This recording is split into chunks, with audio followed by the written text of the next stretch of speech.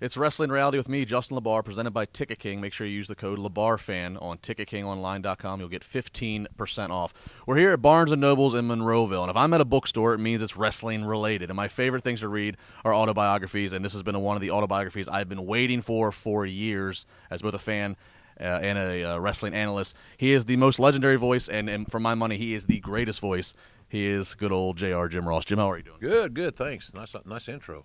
Do what we can. We had a hell of a turnout here for you. Yeah, it was great. Big crowd and 2 solid hours of signing books, so it's good. It was the store here did a phenomenal job of marketing our appearance.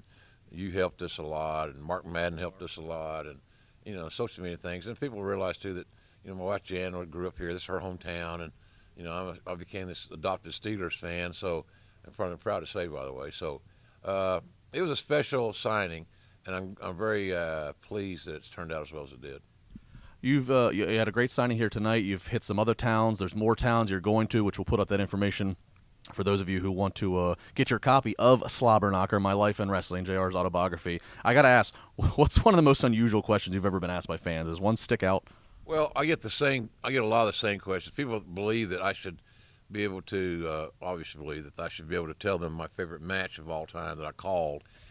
And it's just impossible to do because I was so lucky I came along and, for example, I came along and Bill Watts' booking wheelhouse. I came along when Ric Flair was in his prime. I came along when Shawn Michaels was in his prime. Brock Lesnar was just getting started. John Cena, Rock, all these guys. Austin getting a second life in WWE. So I had a chance. I cherry-picked all the good stuff. So to say which one was the best, it's impossible. I can tell you, quite frankly, the most memorable one, because I get asked about it at any environment at least once, is here in Pittsburgh, almost 20 years ago. Next summer will be 20 years, of Mick Foley being tossed off the top of the Hell in a Cell and landing it near my feet, so to speak. And that's still the most amazing thing. And a little boy here tonight was I'd say 10. So he wasn't even alive for that, but he knew about it because he watched the network, the WWE network, and he has got, as Dad said, he's become a big fan of the nostalgic stuff. So, well, and that match and that call is great because it's been, I'm sure you've seen it, gets mashed up with so many current events. Yeah, it does. And football fights or the memes and NASCAR fights and various things. So, but it's got a life of its own. Yeah. But I don't know if I can't say it was the best match I ever called, but certainly it would be hard to argue that it's not the most memorable match I've called. Sure. JR, it's very appropriate that you have written a book about your career because you have such an amazing career, so many stories. What's the process of doing it, though? I mean, over 3-4 decades, did you keep notes over the years, or how do you recall this stuff?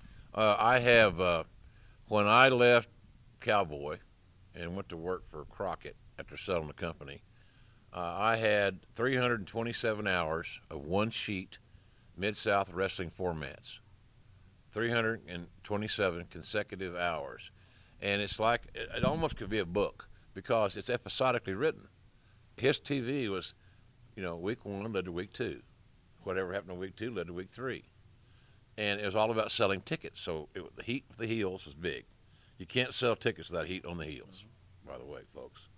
And I also understand, too, that as much information is out there nowadays, it's very difficult for heels to get heat. Some people think they're too cool, and some fans like them because they're cool.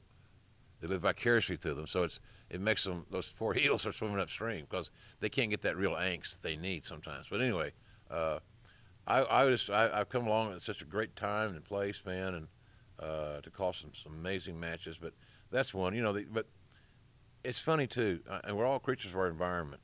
The TMZ generation and the soundbite things, man, and dirt, for lack of a better term. I get a kick out of that. Barnett, the dirt, my mind, the dirt. So every day he asks, any dirt? No, I ain't dirt right now. I'll have to figure it out later. If I hear anything, I'll let you know. But a lot of people ask questions that are looking for, who's the worst person you ever had to work with? Who did you hate more than anybody in the what? I didn't come here to hate anybody. I'm signing books today. That's not on my list of questions. No, but of course not. But you know what I mean. Yes, I do. It's the subject matter and what we're driving for to get some new piece of information that might be just a little bit salacious or a little bit provocative, you know. So some things like that. But other than that, they're just the sweethearts. You know, tonight was great. They're just respectful, and you know, some of them waited a couple of hours. Sure. Some of them got here an hour before we started, which was wonderful. So it was good. It was a good turnout, and you know, I felt very blessed to be here. You talk about heels, and obviously I look at you, as many do, as one of the most experienced and best wrestling minds. You talk about today, it's very hard for heels to get heat because, you know, heels got to be cool, and then people cheer them. And then if a heel does get heat, I tend to hear on the internet that, oh, well, it's go away heat. We don't like them. And it's like, well, that's the point. You know, if you don't like them, go to the bathroom. What are we at the greatest divide ever with wrestling fans between those who think they speak for a mass amount on social media and then those who like a Braun Strowman, like a big guy, like to see somebody larger than life, and then the opposite side of the aisle goes, oh, well, he can't wrestle. I mean, are we at the greatest divide ever? It might be. I think, Justin, the fact that there's so much information flow, and some people are dying for more information. They're dying to learn more about the wrestling business. They're dying to learn more about what makes it tick. So they are willing to read pretty much anything. And I will tell you, this is the old pot calling the kettle black thing. I do too. But I think that through my experience and my, hopefully, common sense, that I realize what's BS and what isn't. And so I take it for what it's worth in that regard. So, but I think that some people can't get enough info. Then all of a sudden they retrieve all this information. They absorb the information, whether it's true or not or accurate or not, and then they think that they have the ability to, for example, and this is one of my big pet peeves, is somebody will have a match, they'll shoot an angle, and they'll marry two guys together, let's say two wrestlers. And then after their first inaugural voyage together, we read, well, this will never work. This is horrible. Our minds are made up. This is absolute. I would never have booked this. Well, when was the last card you did book? And secondly, I like to think I have an above average intelligence. I might not. That's my story, and I'm sticking to it. But I believe that I need to let this thing play out a little bit before I can say, well, this sucks. Let's let them have a few weeks here. So that's my big pet peeve. But I go back to this. I'm not old and crotchety, and I lost my spot and all this other. The deal is that you're going to enjoy the business a whole hell of a lot more if you don't fixate on the creative solely. Did you see somebody that's been working out that looks better? Do you see somebody that looks good in a new outfit? Do you see somebody that worked hard? You did some charity work, whatever. There's a lot more to this business than the finish, or so-and-so's not getting a push. Well, whatever. So anyway, the divide is you're probably accurate. It's a very unique time to be a wrestling fan, but I believe it's about as good a time as I've ever experienced because of the opportunity to see so many different versions and renditions of the product, and we have more platforms. Man, I'm looking at you're taping me and you with that camera. It's this big. Tells me that anybody can do TV if they can buy that camera, right?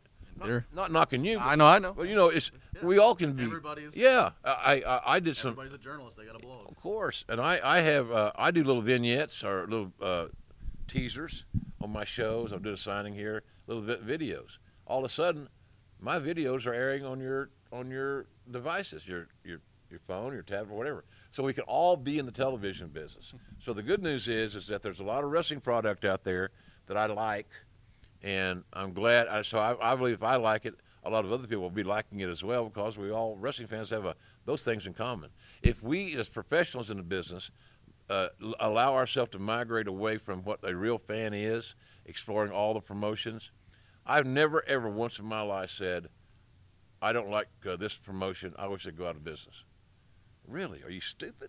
Why would you say that? The common drum beating with Impact Wrestling, that seems. Yeah, well, why would you want those men and women who have families and have jobs My producer Raphael does freelance work for Impact Wrestling. If they go out of business, he loses a client, he loses money. I don't want that to happen. My friend Keith Mitchell's head of production there. I've known him since the WCW days, early WCW, the first days, and he's got grown children. He's my pal. That's what he does. I want him to have a job. So for any of us wrestling fans to get on our if you don't like creative, fine, but don't will somebody to be out of business. I wish they'd change their creative. Hey, sometimes I don't like creative I see, but I'm willing to wait to see if it plays out. And sometimes it pleasantly surprises me. And then sometimes, Justin, it's like, well, I didn't think it was going to work, but I was willing to try. JR, before we let you go, again, Slobber Knocker, My Life in Wrestling. Get it online. Get it at your local Barnes & Noble stores. A lot of people obviously want to talk about your announcing career, which is very storied. One thing I want to bring up while I have you that I think is fascinating about your career, and it's something we don't know a lot about, but I suspect it's one of the more tougher times, is being in charge of talent relations. That's something in your career that a lot of people don't focus on because you weren't in front of the camera. Talk to me about that period, 96 to early 2000s, I believe. Talk to me about that period. Yeah, I don't remember how long it was. It was a good run. Yeah. And the run should be measured by the success it earned. We took a roster and retooled a roster that had the company in a position, a private company, in a position to be contemplating bankruptcy, reorganization. And we were lucky on some of our hires because they connected, they hit, and the role started, and then the company goes public. So you go from a private company that's, having some troubling financial times, and we had to tighten our belt. A lot of us took cuts in pay, and we endured. So, and I think we endured because we had a strong talent roster, not just in the ring, but in the locker room, and in public, and in appearances, going above and beyond. So I take a lot of pride in that. I always approach that like a general manager of an NFL team, or a recruiting coordinator of a big D1 college. We started doing things that had never been done before, as far as officially organized scouting of amateur wrestling and football. I had meetings with the NFL. We had scouts, like Jerry Briscoe scouted Brock Lesnar for 2 years, recruited him. So Brock would know we were waiting on you. And we could have signed him a year earlier, but we made an agreement with his head coach at Minnesota that we would leave him alone because he wanted to come back and win our national title. And I thought that was great. So we saved our money for that year, but we ponied it up and paid him well the next time. So we knew we were going to get him. Yeah. He was motivated by the dollar. He was not a wrestling fan, but he kind of thought the lifestyle was kind of, you're young, what the hell? It's kind of cool if you can make it. If you're if guys like me and you may not have the benefits that Brock Lesnar gets, but if I could be Brock Lesnar, you could be Brock Lesnar, I'm in. I'll take that deal. Here, you got the hat, you can have it. The roster was big, but we looked at it, and I always said the most key trait for any talent that I ever signed was reliability. If they, I don't care, you could be the greatest high flyer, you could be the biggest biceps or whatever. Whatever your best trait might be. If you aren't reliable, I can't use you because I don't know if you're going to be here or not. I got to know, are you going to play, or are you going to be here late? Are you going to be here early? Are you going to be here screwed up? Are you going to be here focused? Do you want to get better? Or are you happy with your little mid-card job making 6 figures plus, and you don't want any pressure or to ruffle anybody's feathers, so I don't want to be the main eventer. I don't want to ruffle any feathers. I never wanted to hire anybody that didn't have a dream to headline WrestleMania. Why would the Steelers ever draft a football player that didn't want to go to the Super Bowl? Why would you want that? You don't want that guy. I don't want that guy in my locker room. I don't want a mid-card bottom feeder, as a Heenan would say, a ham and egger. Anybody could be a preliminary guy. But we're looking for main event guys. Then all of a sudden you get that great competition in the locker room. You get cards. It's very deep. And I think it's just it's the wave of the future. And what they're doing in the Performance Center is really, really phenomenal. We have to develop new stars. Everybody can't come from Ring of Honor. Everybody can't come from whatever other indie organizations there might be, or Impact, or anywhere else. They've got to be able to find enough totally green, let's go new guys, totally new. and I think they're doing a good job with that. And so I'm a big advocate that the Performance Center gives me hope that the future for WWE. And here's the other deal: you get in the program, you last for a while, you don't make it, you go out in the world like Drew Galloway. Galloway didn't get where he wanted to be the first run. Yeah. He is now, and he will now. Jinder Mahal. Boy, how about that? Yeah. So, and that's even more extraordinary. So you never know, but guys that go through the development program or going to a performance center, will be the backbone in the future of many phases of the business going forward, whether they're in WWE or they're in another company. They're going to go through that system, they're going to learn certain things and get better at their skill set, interviews, professionalism. It's not just taking big bumps or stuff. They can all learn to do that. Right. So there's other intangibles, but that roster had a lot of guys that were very egocentric, my roster in the Attitude Era, that they all wanted to be the number one guy. They all wanted to close the show, and I love that. Good problem to have. Oh, man, absolutely. The depth was wonderful. And look at how many – here's how I look back at that roster we hired. I look at Hall of Fame careers, and I look at millionaires. The guys that have had Hall of Fame careers because of the opportunities that our department were able to facilitate for them through Vince's blessings, because he let me pretty much hire who I wanted. And that was going to be that way until I screwed up. Was there ever a big one that he really did stop you on? Nobody. Well, the only one that in the very beginning, the only one that Vince put up a little bit of a roadblock was Mick Foley. Mick had tried to come to work there 2 or 3 times, and I had worked with Mick in WCW. I'd watched his work very closely in WCCW, and I knew that he was the kind of human being Mick was. I wanted to bring that kind of human being and that personality, that character into the locker room to positively affect the younger guys. Reliable. Bingo. Reliable as heck. And I also needed a heel to work with Undertaker for a run. And so that was my logic. And Vince said, I'm going to let you hire him, but you probably get your heart broken but you need to understand. He said, JR, can't tell how many times I've had my heart broken with talent where I thought they're going to be the next big thing, and they didn't make it. They let us down. They let themselves down. Something happened. But I was wrong, and I felt so bad because I missed so badly that it broke my heart because I thought, gosh, this guy was it, right? And he said, I feel when you talked about Mick, you talk about such passion that you really believe in this guy. So I want you to hire him, but I want you to also understand our conversation that you got to understand you're going to get your heart broken, and I'm going to be shocked if it didn't happen on this one. So I was willing to take that risk, and we brought Mick in, and we did the vignettes and the whole 9 yards. And, of course, it culminates with the 1998 off the cell, and here he is. We'll mark it down as a win for JR. JR versus Vince. We'll give you that one. Yeah, well, it was Vince had a lot to do. The good thing about this is that Mick and I are doing this interview, and Vince sneaks in the TV studio. It's dark and shadowy, and I don't even know he's there because you can't see out. You know how it is. Your lights are here, and you can't see out past them. And so we did that, and I don't know, he said something like we took a break or had to change tape or something. I don't know, something. And he said, we heard this voice in the back, so this is good shit. So we got that's all he or I or the director or producer, anybody need to hear. The chairman said, this is good, blank.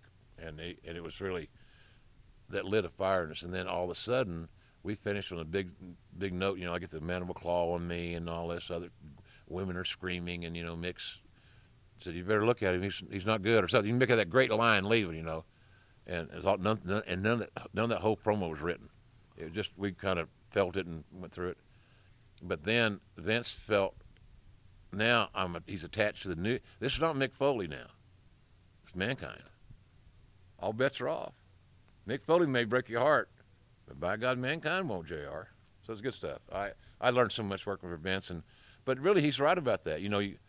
I can see that with the NFL guys and NBA guys. Pirates. You get a guy you think's going to be great, and all of a sudden they just you tout him. That's a whole other interview, Jay. We don't have enough time for that. Yeah, you tout them right, and then they end up breaking your heart. And of course, the plug for the book. Vince McMahon wrote the foreword in the book. Yeah, he didn't have any hesitation about doing that, did he? I'm sure not. Not a bit. No. I see. Even when Vince let me go on July or September the 11th, 2013. And the reason I remember September 11th, I was in New York City on September the 11th, and that's a big date. That's a big date, by the way, and it's also Paul Heyman's birthday. So if Paul's watching, Paul, it's your birthday. Happy birthday, buddy. Then He doesn't watch me. Paul. So anyway, I got let go, and we did that in about 5 minutes, Vince and I. Then we spent a half hour shooting a breeze, and not a raised voice, not a curse word, nothing. I knew he had to do what he had to do, and I knew that I had made error judgment, but I also knew that my drinking scenario had been misreported. So, but I put myself in the position, and I'm a big boy, and I was took it like a man, and I walked out with my head held high. I contributed a lot to the company in those years. He gave me a big hug, and we were never separated. We were never apart. Vince and I texted each other off and on the entire time I was not working there. We're friends. We have a lot in common. Neither one of us was supposed to be in the wrestling business. We weren't. Yeah. His dad didn't want him in the business, and my mom and dad didn't know how to get to Tulsa, much less get in the wrestling business. So hell, it was we had a lot in common.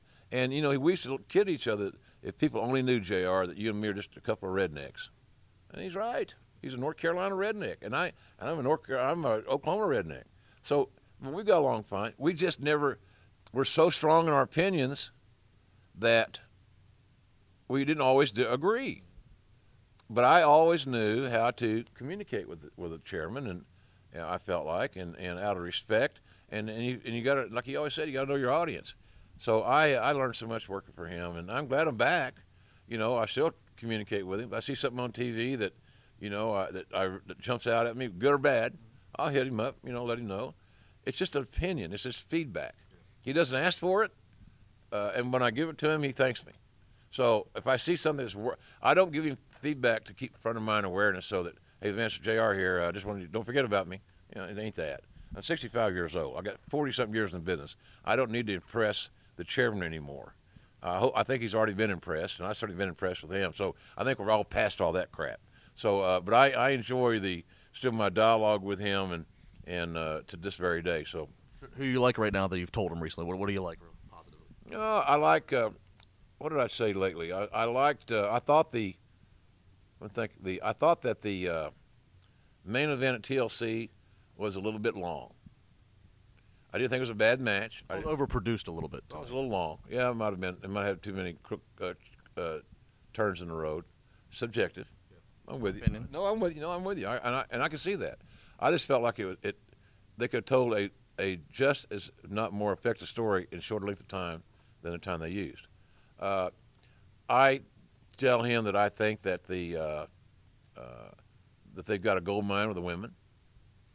Men, we're down in a society whether it's the women's Final Four or the college softball World Series or the Olympics. Athletic women now are marketable, and they're attractive. I use the same joke all the time. It's old as hell, but I've been a fan of women's athletics since I discovered Jenny Finch, the blonde-headed 5'8" pitcher for the University of Arizona. She was very, very sexy and hot, and a phenomenal softball player.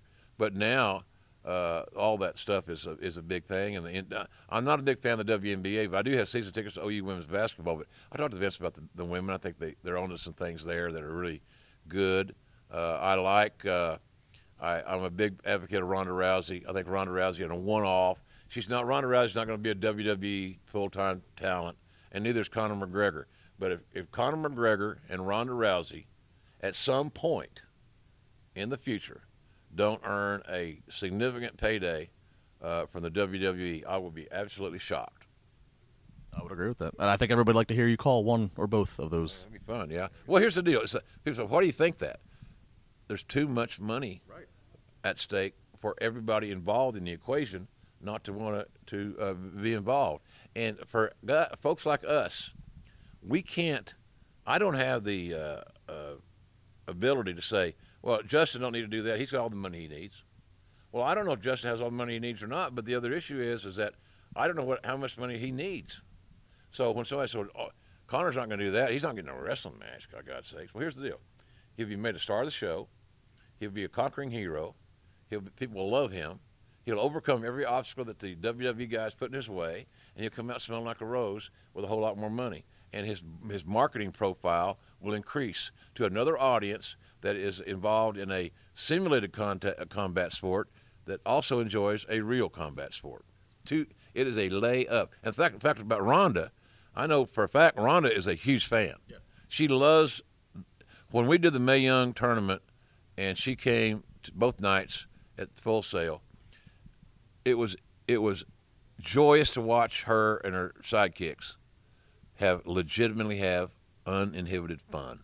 I think it's just the challenge, the adventure. She's going to want to do something sometime, and it's just too perfect. If anybody wants to go back and watch that little in-ring thing that she and Rock had with Stephanie and Hunter, and when she and Stephanie squared off, it was like several weeks ago when Nakamura and AJ squared off.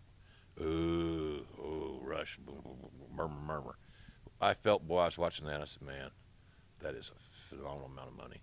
Stephanie and at that time, Stephanie and Ronda, but now there's Charlotte, and that's why I like Shayna Baszler. I think Shayna Baszler is going to be a perfect opponent for all those well-built, promoted, not their bodies, but well-promoted and built character-wise females, the baby faces. Can you imagine Asuka and Shayna Baszler? Hell yeah, I can. Absolutely. And there ain't no way I'm beating Asuka until I really believe time is right, and I might even take it past the due date. If she's going to lose, it's got to be the culmination of a major issue at the event, like WrestleMania. I told Vince that the other night. I shared with him. I love her because she's mysterious. She has a mystique and a uniqueness about her. And the other thing about that, Justin, and people say, well, winning and losing don't make any difference. BS. It does. At everything. And she's never lost. And that intrigues me. JR, this has been great stuff, and I want everybody who's enjoyed this to keep in mind that JR just did 2 hours with fans and a book signing, and he's given this time, which we really appreciate. This is great. Again, big thanks to Barnes & Noble's in Monroeville, just outside of Pittsburgh. Slobber Knocker, My Life in Wrestling. Make sure you get a copy. Again, we'll put up the dates. JR is going to be all around the country for the next 6 months. You also have your stage show you're still doing? Yeah, we did stage shows. I got a stage show coming to Boston in December. I just got offered a real good deal in the UK for a tour in March, so we're evaluating that. And this Barnes & Noble here in Monroeville, for the folks that live in the region area, they're going to have signed books here. I'm signing before I leave, and they also on BarnesandNoble.com. I didn't know this till today. On BarnesandNoble.com, you can order the audio book and the ebook. So every platform and the audiobook. And I'll tell you, the audiobook was the hardest thing I've ever done as a talent, yeah. Well, I'm reading about meeting my wife. I'm reading about falling in love with my wife, getting married, and, her, unfortunately getting run over by this kid that wasn't paying attention, who's in charge of vehicular homicide. So don't bring her back. And our condolences. Yeah, thank you. Don't bring her back. But nonetheless, it's been a real, these book signings are like therapy for me. My kids are grown. They got their lives, and I don't want them to be nursemaid and dad. I can't handle that. But I like to be out, because if not, I'm home, and I'm by myself. Now, it's not bad on football game day if I'm not a game, but other than that, it can be challenging. So I'm sure that we're already shopping the second book. We're on our third printing. It's been out about 2.5 weeks, 3 weeks. Third printing. Amazon was completely out of books. Some Barnes & Noble was completely out of books. So they've got the third printing is being delivered soon, and so it's doing well. I'm very blessed, and I know that she's looking down. I know that she'll be very happy about this, because nowhere in this book does it tell what's your favorite match, JR, who had the best headlock, who threw the best punch. I don't know. I also talked to my friends about this. I think the book is mistitled. I like Slobber Knocker, but it should say Slobber Knocker, My Life and Wrestling, because this is a whole lot about my life and I think people will be interested in how I grew up and the way I grew up and the challenges I've had since then, and that you have a chance to either lay down and grovel, fetal position, whimper, and I ain't no whimper. I ain't no quitter. So that's why we're doing this. That's why we finished the book. And when Jan got killed in March, I told my people that I don't know if I can finish. I don't know if I can, because so much of her is in this book. So the folks in the Pittsburgh area that understand how they're going to hear how I fell in love with a little Pittsburgh Italian girl and spent the best 25 years of my life with her. JR, this has been great. I really appreciate it. Again, make sure you get the copy of the book. It's been Wrestling Reality presented by Ticket King, ticketkingonline.com. Make sure you use the code LaBarFan to get 15% off. 5% off. We're slashing the fees there for you. Jim, thank you again, man. I really appreciate this. Appreciate you. Thank you.